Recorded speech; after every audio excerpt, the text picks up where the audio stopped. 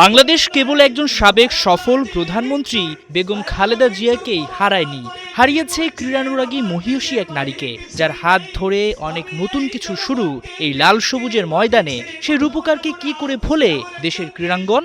দোয়া মাহফিলের শোকে মাতম মোহামেডান স্পোর্টিং ক্লাব প্রাঙ্গণ।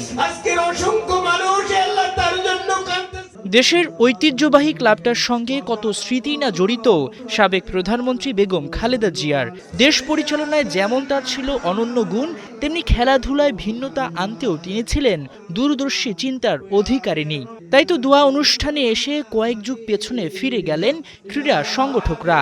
ভুলে যাননি বেগম জিয়ার দেয়া খেলোয়াড়দের পুরস্কার দেওয়ার প্রচলনের কথা। আমার কাছে তো অনেক বড় স্মৃতি আছে, কারণ আমি রাষ্ট্রীয় পুরস্কার, যেটা জাতীয় পুরস্কার, ওনার হাতে পেয়েছিলাম। ওনার আত্মার মাগফিরাত কামনা করছি, যাতে বেস্ট নসিব করুক।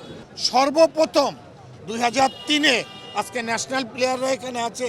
এই ন্যাশনাল প্লেয়াররা আজকে বাংলাদেশের ঢাকা শহরে পূর্বাঞ্চলের মতো জায়গায় 5 কাঠা করে জায়গা পেয়েছে ডিউ টু বেগম খালেদা জিয়া।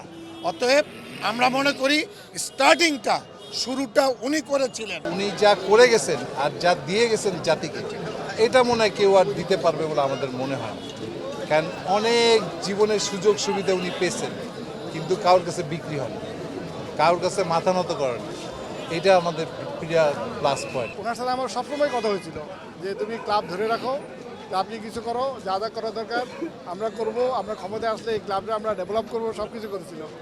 ওনার স্মরণে আজকে আমি আসলে খুবই আনন্দিত আপনাদের সবার উপস্থিতির কারণে, কারণ আপনাদের এই উপস্থিতি আমার মনে হয় ওনার আত্মার শান্তি পাবে।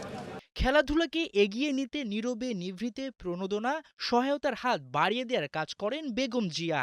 বড় বড় টুর্নামেন্টের আগে মায়ের মতো খেলোয়াড়দের ডেকে স্নেহ করতেন তিনি, যা অনেকের কাছেই অজানা।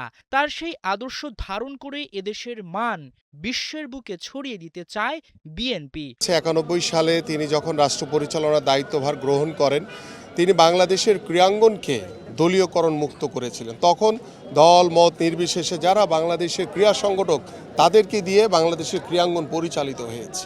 এবং তারই ভবিষ্যৎ পরিকল্পনা হিসেবে আমাদের মাননীয় ভারপ্রাপ্ত চেয়ারম্যান জনাব তারেক রহমান আগামীর বাংলাদেশের ক্রীড়াঙ্গনও আমরা ইনশাআল্লাহ দলীয়করণ মুক্ত, রাজনীতিকরণ মুক্তভাবে সংগঠনের সুসংগঠিত করে ইনশাআল্লাহ আমরা সেটা বাস্তবায়ন করব। বাংলাদেশের জাতীয় পতাকাকে আন্তর্জাতিক যে কোনো ক্রীড়া মানদণ্ডে যাতে একটা সম্মানের সাথে দেখা হয়, আমরা যাতে সম্মানজনক জায়গায় অবস্থান করি এবং আমরা বিভিন্ন ট্রফি জিতে নিয়ে এসে দেশের মানুষকে গৌরবোজ্জ্বল একটা ক্রীড়াঙ্গন উপহার দিতে পারি, সেজন্য আমরা আমাদের রাজনীতিবিদ হিসেবে আমাদের জায়গা থেকে এবং একজন ক্রীড়া সংগঠক হিসেবে আমাদের কাজ আমরা করে যাব ইনশাআল্লাহ।